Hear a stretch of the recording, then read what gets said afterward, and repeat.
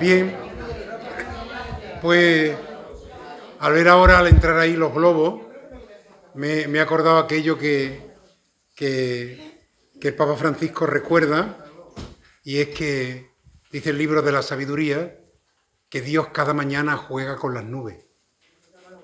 Y si Dios, que es Dios, juega con las nubes, imaginaros si los hijos de Dios no tendríamos que precisamente hacer de nuestra vida una vida más alegre, más lúdica, es decir, algo que muchas veces da la impresión de que nuestras comunidades cristianas son más bien un duelo que una fiesta. Y no es que haya que estar bailando todo el día, pero se nos tenía que notar que tenemos un tesoro muy grande, que hemos tenido una suerte inmensa, que independientemente de que en la vida, como los misterios del rosario, pues hay momentos luminosos, gloriosos, gozosos y también dolorosos, pero evidentemente nosotros tenemos una gran noticia, una gran alegría que nadie nos puede quitar. Y es que Jesús ha muerto en la cruz por nosotros, y la muerte no es el final del camino, no es la última palabra, puede ser la penúltima, sino que la última palabra es resurrección y vida. Y esa es la causa de nuestra alegría. Que todo un Dios, como dice, como hemos escuchado hoy en el trozo del Apocalipsis, esa carta a los cristianos de la Odisea, todo un Dios está a tu puerta y llama, y no se cansa de llamar, y quiere entrar y tomar posesión de su casa, pero que ahora es tuya porque Él te la ha dado con todas las consecuencias. Y es curioso que Dios siempre, siempre, siempre está a la puerta y llama, nunca, nunca, nunca se impone, Dios es siempre propuesta. Y por eso nosotros que hemos recibido de Jesús una tarea que es la tarea de evangelizar, id al mundo entero y anunciad el Evangelio, la única arma que tenemos para hacer ese anuncio es el testimonio. Primero el testimonio, y si es necesario, añadir al testimonio la palabra, pero nunca palabras, palabras, palabras, que después desmentimos muchas veces con un testimonio que no es el auténtico. Es decir, la evangelización se hace verdadera cuando hay coherencia entre lo que decimos y hacemos. Y a lo mejor el hecho evangelizador, si no tiene palabra, puede ser incompleto. Pero el hecho evangelizador, si no es decir, sin palabra es incompleto, pero el hecho evangelizador sin vida es mentiroso. Yo puedo estar diciendo todo el día que Dios es amor, que nos quiere mucho, que es lo mejor del mundo, pero si yo no amo, si ustedes no ven en mí actitudes de amor, sino que ven en mí unas actitudes que contradicen la palabra que digo, yo puedo estar diciendo que Dios es amor y eso es una verdad impresionante, pero lo estoy desmintiendo con mi vida.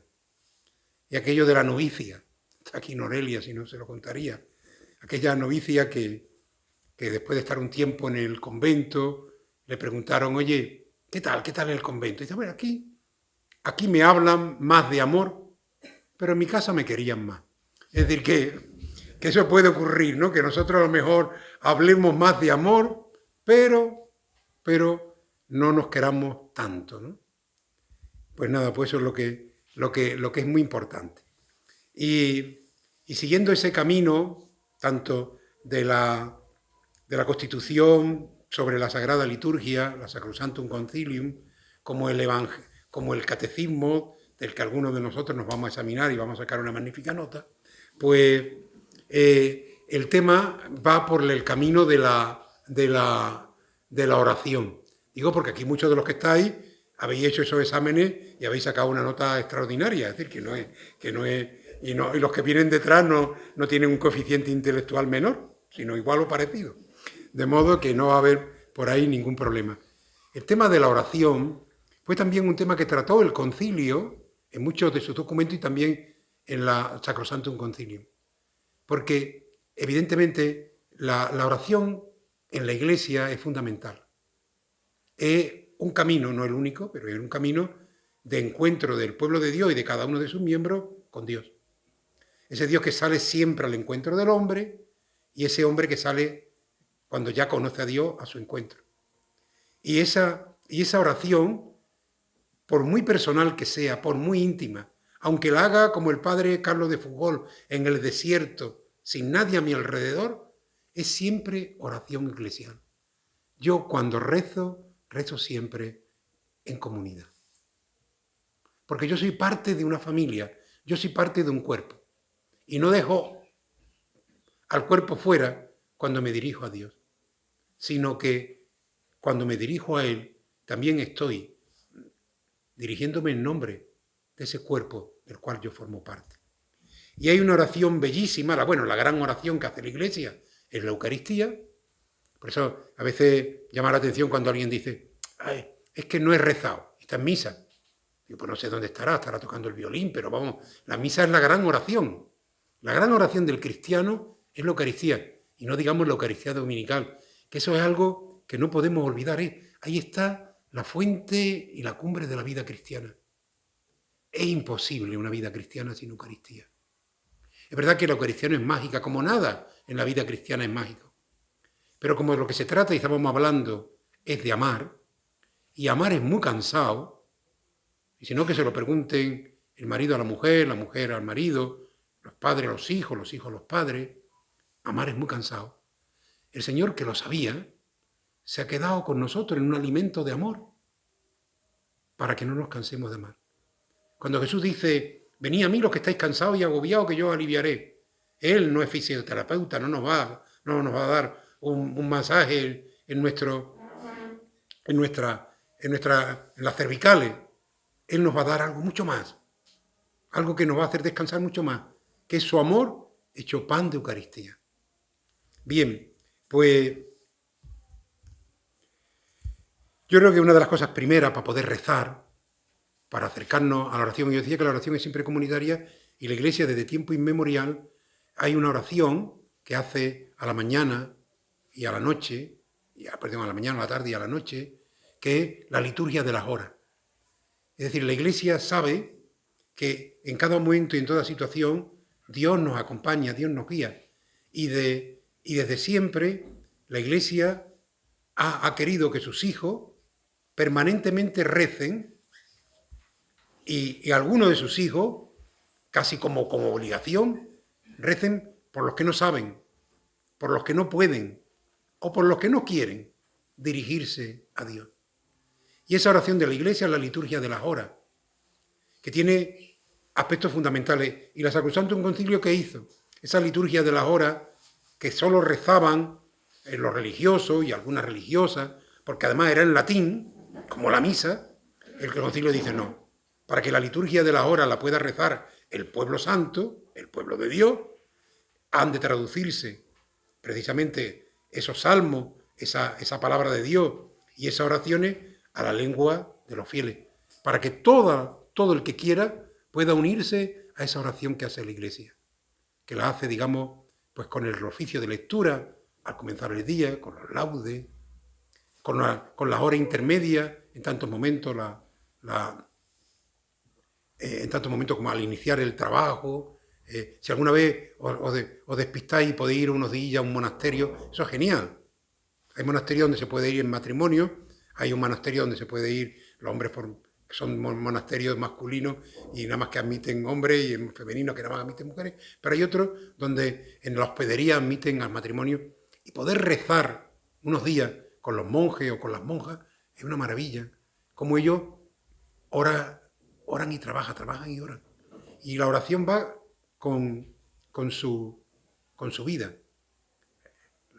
El oficio de lectura, los laudes, la tercia antes de empezar el trabajo, la sexta antes de irse al almuerzo, la nona después cuando va a comenzar el trabajo de la tarde, las vísperas al terminar el trabajo de la tarde y las completas ya antes de irse a la cama. Y todo es una manera como decir, la Iglesia ora las 24 horas del día y en los 4 puntos cardinales. Es decir, la Iglesia entera está rezando siempre, intercediendo, adorando al Padre, intercediendo por cada uno de sus hijos, particularmente, como os decía, por aquellos que están más alejados o más necesitados precisamente de oración y de súplica. Toda oración está marcada por la iniciativa de Dios. Dios es el que tiene la iniciativa. Es decir, nuestra oración cristiana no es una oración para conseguir yo estar tranquilo, para conseguir una paz espiritual o corporal, la repetición de un mantra que a mí me sosiega. Esas cosas no están mal hacerlas, pero esa no es la oración cristiana. La oración cristiana es siempre un encuentro con aquel que me ha creado por amor. Es un encuentro con el Dios trinitario, con el Dios que se hace hombre en Jesucristo y que nos envía el Espíritu Santo. Por lo tanto, toda oración no es a un Dios desconocido, algo tiene que haber, sino que a ese Dios Padre que en Jesucristo se me ha hecho cercano y que me ha enviado mi espíritu para que yo sepa que es mi Padre y para que yo pueda, tratarle, y hablarle, y sobre todo para que yo pueda escucharle. La iniciativa, por tanto, la oración es siempre iniciativa de Dios. Es preciosa esa iniciativa de Dios en María. No es que María decide que va a ser la madre del Salvador, sino que Dios va y le dice, oye, que he pensado que tú puedes ser la madre del Salvador. ¿Y qué hace María? Después de que el ángel le da todo ese anuncio, María exulta y reza el Magníficat. Mi alma proclama la grandeza del Señor.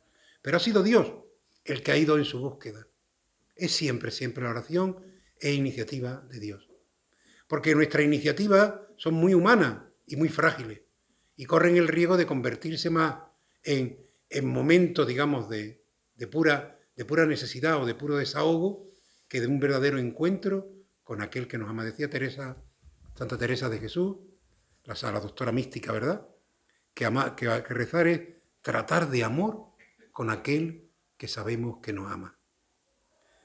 Pues iniciativa de Dios, una iniciativa de Dios que es siempre y nos invita a la eclesialidad, ya desde el principio, desde que el Señor se sube a los cielos, la iglesia, que era muy poquita, era muy chiquita, la iglesia de Jerusalén, que eran los apóstoles y pocos más, se reunían y rezaban esperando que llegase el Espíritu Santo.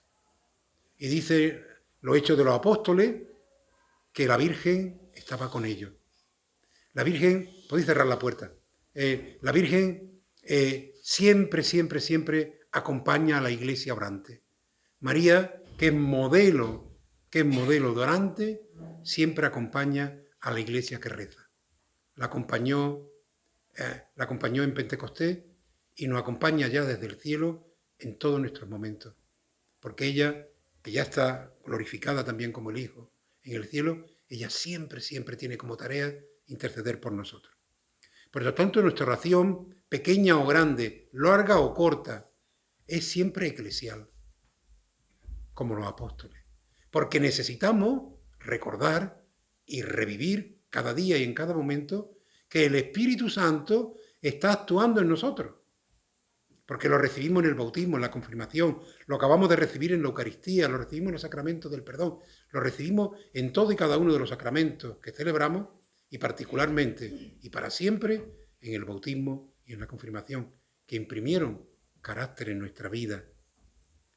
Y por supuesto, necesitamos también acercarnos a la oración con limpieza de corazón.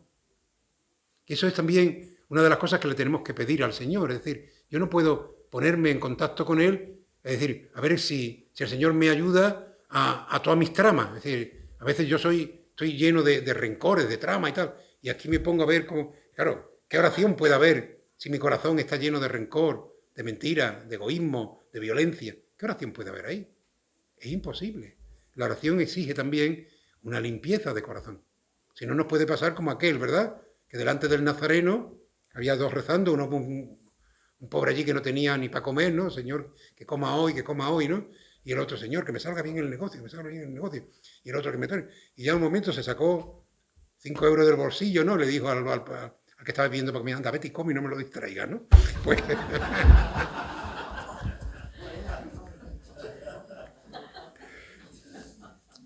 Lo primero que hace falta también en la oración es dejar hablar a Dios. Dejar hablar a Dios. Es decir, nosotros normalmente siempre cuando nos ponemos a rezar lo primero que hacemos es hablar nosotros. No está mal, ¿eh? Pero el ejercicio de la oración es dejar hablar a Dios. Para dejar hablar a Dios lo que hace falta es silencio. Y nosotros hemos entendido en la Iglesia el silencio como que todo el mundo se calle. Ese silencio puede ayudar, pero no es definitivo. El más difícil es el silencio interior. Es acallar nuestros instintos y nuestros sentimientos. Porque lo primero que hace cuando hacemos un poco de silencio, empiezan a bramar nuestros instintos que no siempre están evangelizados, ni nuestros sentimientos que no son todos cristianos. San Ignacio de Loyola, en los ejercicios espirituales, invita precisamente al ejercitante a que vaya haciendo ejercicio, por eso se llaman ejercicios espirituales, vaya metiendo en su instinto y en su sentimiento la palabra de Dios. Para que en las tentaciones de la vida, porque somos tentados, yo no sé si aquí hay alguien que no es tentado, pero tentados estamos siempre, que poder responder como respondió Jesús a las tentaciones del demonio, con la palabra de Dios hecha vida en su vida. Y eso supone ejercicio.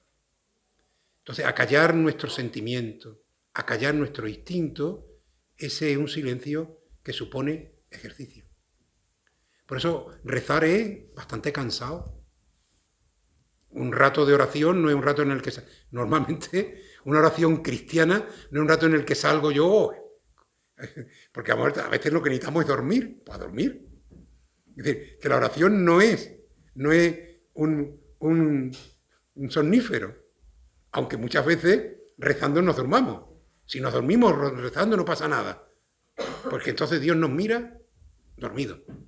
Pero evidentemente la oración en muchos momentos es cansada, porque tengo que acallar mis sentimientos y tengo que evangelizarlo, tengo que acallar mis instintos y tengo que evangelizarlo. Dios, hay que dejar que Dios nos hable.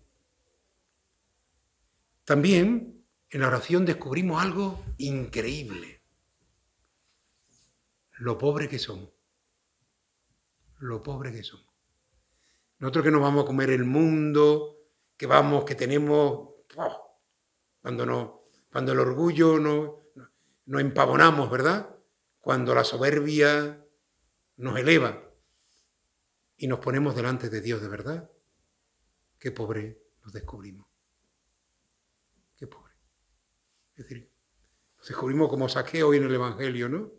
Es decir, yo quiero ver a Jesús, yo necesito que Él me mire, yo quiero saber quién es ese Señor que dicen que salva, ¿no? Y era un hombre rico, pero era, a la vez, se sintió en suma pobreza. Orar es un riesgo. Menos mal que no están aquí los de seguridad e higiene en el trabajo, si no nos cerrarían hoy la charla. Porque orar es un riesgo. No es que sea un riesgo para la salud, es un riesgo para nuestra vida. Porque si la oración es verdadera y le dejamos trabajar a Dios, Dios puede darle la vuelta al calcetín de nuestra vida. Los que ya tenemos cierta edad sabemos lo que significa darle la vuelta al calcetín, ¿verdad? Porque nuestras abuelas surcían los calcetines. Eso ahora es impensable. Eso ahora es impensable que alguien vaya a gastar, un minuto en surcir un calcetín. Pero cuando las cosas no estaban ni había tantos calcetines, ni sobre todo lo que no había es tanto dinero para comprar calcetines, nuestra abuela, yo veía a mi abuela, tenía un huevo de madera, le daba la vuelta al calcetín y lo sucía por el revés, evidentemente, para que no se viera, cuanto menos se vea el surcido, mejor. Después cortaba los trocitos de hilo para que no tampoco te arañara el pie, ¿no?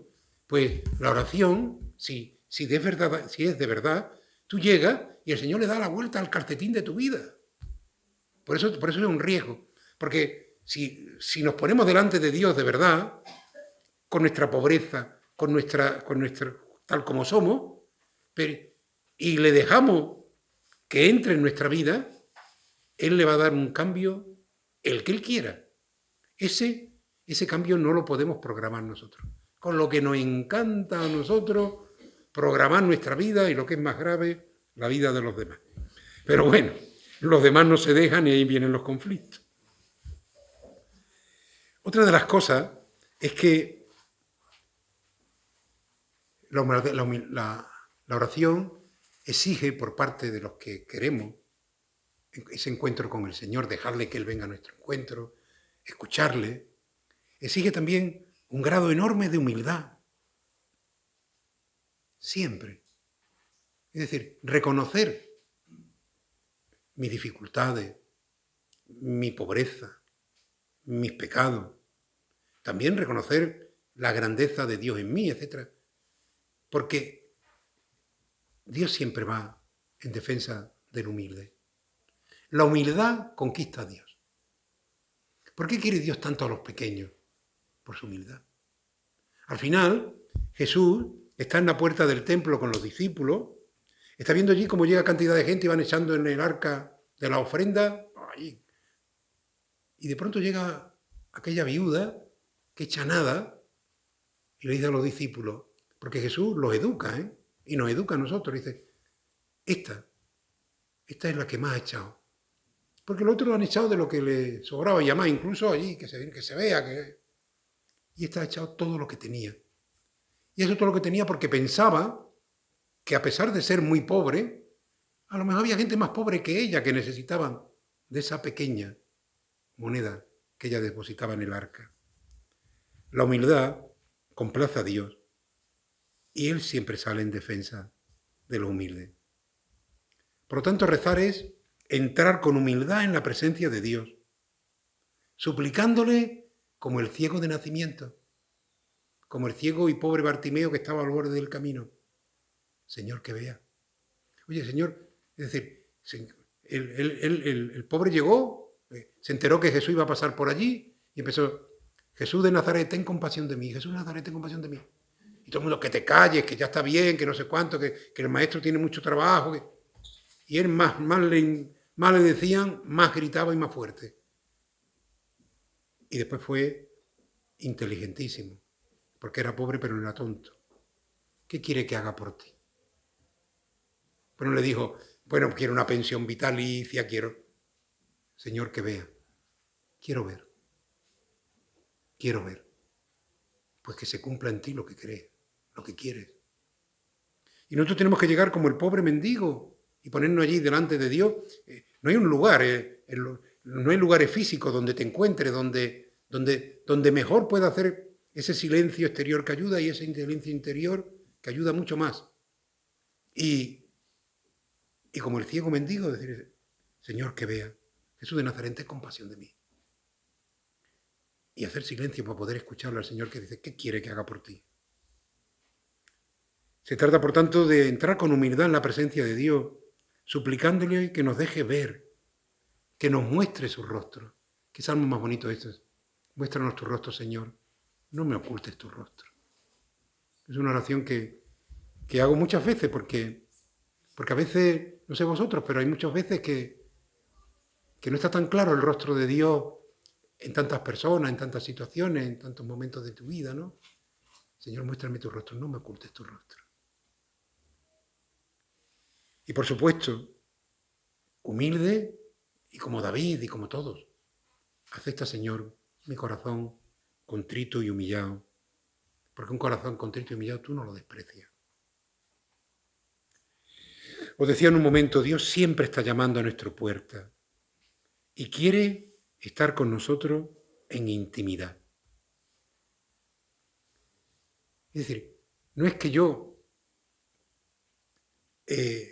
tiene más interés y tiene más necesidad, entre comillas, de intimidad contigo que tú con Él.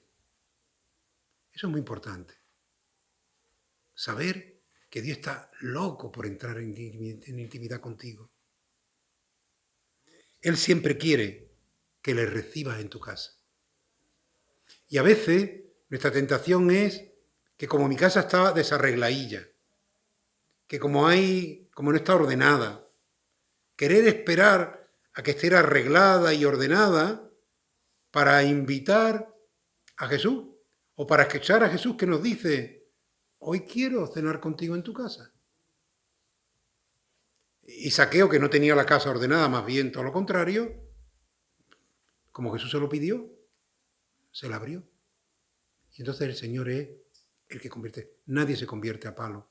Nadie se convierte. Si te dais cuenta, Víctor, es el riesgo de la oración. Que tú entras sin saber qué es lo que va a ocurrir y lo que ocurre es algo maravilloso, pero no era lo que tú tenías planificado. Porque una de las cosas que nos pasa, y sobre todo, digamos, a nosotros los católicos y a los viejos católicos ya, ¿verdad? Es que muchas veces lo que vamos es a decirle a Dios lo que Él tiene que hacer. Es decir, Dios es el discípulo y nosotros el maestro. Ya sabes, Señor, que tú lo que tienes que hacer es... Y el Señor estará diciendo, pero bueno, ¿de qué va esto? ¿De qué vas tú? Habla, Señor, que tu siervo escuche. Como el niño Samuel, del que habla el libro de los reyes, el primer libro de los reyes, ¿no? Samuel, a quien su madre Ana lo había engendrado ya siendo estéril y anciana, lo ofreció al templo y allí estaba aprendiendo, digamos, a ser un profeta de Israel, ¿no? Samuel. Después fue un gran profeta. Y estaba con Elí, que era su maestro, su mentor, y escuchaba, pero no sabía quién le llamaba. Por 3 veces fue a Elí, y la gracia que era Elí, porque Elí estaba ya durmiendo, y dice, oye, pero que no he sido yo que te he llamado, otra vez, que yo no he sido quien te he llamado. Y ya por 3.ª vez, Elí ya un poco se despertó de su sueño y se dio cuenta de, eso es Dios que le está llamando.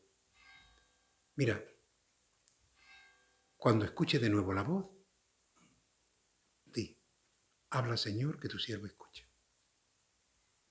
Es decir, la iniciativa a Dios. Habla, Señor, que tu siervo escuche. Y en su presencia nos debemos preguntar con sinceridad, ¿de dónde vengo?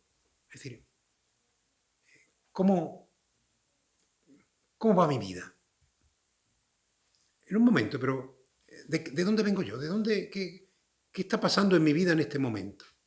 Dios lo sabe, pero es bueno, digamos, que tú, delante de Él, también seas consciente. Y aquí no vale ni teatro, ni contar una historia de chino, porque además, en la vida social tenemos que estar haciendo teatricos para sobrevivir. Pero delante de Dios no. Y además, Dios no es un magistrado del Supremo, al que haya que mentirle, ¿verdad? Que los encausados, los testigos no, pero los testigos no pueden mentir, pero el encausado puede mentir todo lo que quiera para salvarse, ¿no? Eso dice la ley. Pero nosotros no vamos a ponernos delante de un magistrado del Supremo, vamos a ponernos delante de alguien que sé que es mi padre, que me ha creado por amor y me ama. Por lo tanto, nada de película. ¿De dónde vengo? ¿A qué he venido? ¿Cómo he venido? ¿Cómo he venido hoy a la oración? Pues mira, pues roto, o contentísimo, o sin ganas, o despistado, como estoy. ¿Qué busco? ¿Qué busco? Y por último, ¿cómo ando de deseo y de voluntad para rezar? Porque es verdad que la oración es una iniciativa de Dios, pero Dios siempre cuenta con nosotros. ¿Hay en mí un deseo de encontrarme con Él? ¿He puesto a mi voluntad a punto como el coche para realmente tener momentos donde ese encuentro de Dios conmigo y mío con Él se pueda producir? ¿Y cuáles son las actitudes a tener en cuenta en la oración? Pues, por subrayarla, pobreza, es decir, reconocernos eso, limitados, es decir, no vamos de sobrados, vamos de necesitados. Yo, como el ciego mendigo, Señor, necesito ver. Confianza. Yo no puedo ir a la oración con recelo, Yo no puedo ir a la oración pensando si es que Dios es un increíble, es que puedo pensarlo, pero evidentemente, es decir, si la oración, que es un encuentro con el Señor, tiene que estar también marcado por la fe, por la confianza en Él. Y a lo mejor la oración es pedirle al Señor fe, como los apóstoles en la barca, ¿no? El Señor siempre está con nosotros.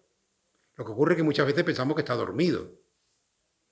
Y entonces vemos que la barca se mueve, porque claro, esa es otra. Es que el Señor nos ha dado para que atravesemos el lago de Galilea de la vida, no nos ha dado un transatlántico, nos ha dado una humilde barca. Una barca que las olas mueven. ¿No habéis dado cuenta de esa cosa? Es decir, que cuando salimos, como cualquiera, ¿cómo nos mueven? Es decir, la iglesia no es un transatlántico, que aquí van las olas y aquí no hay quien la mueva. Nosotros nos movemos al ritmo de una sociedad que a veces anda como un tsunami, nosotros ahí en la barca, y el Señor nos ha dado eso, una barca para cruzar el lago de la vida. Y el Señor parece que duerme, y en muchos momentos nuestro grito será: Señor, sálvanos, que nos hundimos, ¿no? Y el Señor nos salva siempre, pero nos recuerda: te basta la fe, crece en la fe, confía en mí. Por supuesto, la oración también, por nuestra parte, porque es naturaleza y gracia, por la parte nuestra, exige concentración. Y sobre todo, deseo. Deseo de ese encuentro, deseo de ese momento, deseo de esa intimidad, deseo de dejarme trabajar por Dios. Y por supuesto, como hizo la Virgen, la oración siempre es de ida y vuelta. Yo llego con mi cesto medio lleno, vacío, como estoy. Le presento al Señor también, como no, mis proyectos y mis necesidades. Hago silencio para escucharle a Él y Él siempre me pone tarea. Es decir, no es que yo llego a la oración, le suelto el rollo a Dios, me voy para mi casa tan tranquilo como he salido. No. En la oración siempre el Señor nos pone tareas. Tareas que son siempre evangélicas. Tareas que tienen que ver con el evangelio que Él nos ha anunciado. Normalmente son tareas que en algunos momentos vaya ocurrencia, ¿no? Pero es que el Señor es muy... No sé si os dais cuenta, el Señor es muy ocurrente y además muy desproporcionado. Os pongo un ejemplo de lo desproporcionado que es el Señor. Estaban 5.000 hombres, dice el Evangelio, sin contar mujer y niña. Solo hombres eran 5.000. Estaban en un descampado. Y Jesús le estaba hablando y como hablaba bien, estaban encantados. Y los discípulos, buena gente, eran católicos como nosotros, gente de iglesia, gente preocupada, algunos eran de Cáritas, pues van a Jesús y le dicen, algunos van a Jesús y de la Pastoral de la Salud, y van a Jesús y le dice, Señor, mándalos a casa, que ya es tarde, y claro, no, y tienen que comer y les va a dar algo, se van a marear por el camino, es decir, muy preocupados por la salud de la gente. Respuesta de Jesús: como os veo muy preocupados, dadle vosotros de comer. Joder, pero hombre, ¿tú estás loco? ¿Tú estás loco? ¿Cómo le vamos a dar nosotros de comer? Si nosotros lo que tenemos son 5 panes y unos peces. Decirle que a la gente se siente y empezar a repartir. Y comieron. Porque tuvieron confianza. Pero ¿os dais cuenta cómo es Dios? Es absolutamente desproporcionado. Tú llegas llevándole un problemilla, ¿no?, de alguien y te dice, no, sí, arregla ese y 10 más. Pero bueno, Señor, sé creativo. Sé creativo, tú puedes. Tú puedes reuniros, hacer algo y tú puedes. Y a lo largo de la historia en la Iglesia ha habido personas, muchas que no estarán en los altares, que no se han quedado cruzadas de brazos, sino que ante situaciones, la que sea, de gente que lo necesitaba, se han puesto las pilas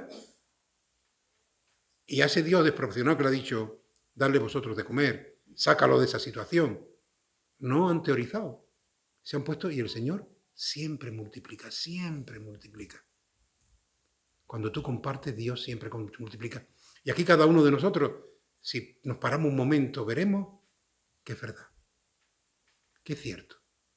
Que cuando Él nos ha dicho, darle vosotros de comer, y lo hemos hecho, no nos ha faltado. No nos ha dado, tampoco nos ha ido, vamos, fenomenal, y hemos tenido... Pero Él no abandona nunca un proyecto hecho en su nombre. Pues, como María, la oración termina siempre con las palabras de María. Escuchamos al Señor y como María le decimos, hágase en mí según tu palabra. Pues, hágase en mí según tu palabra. El próximo día más.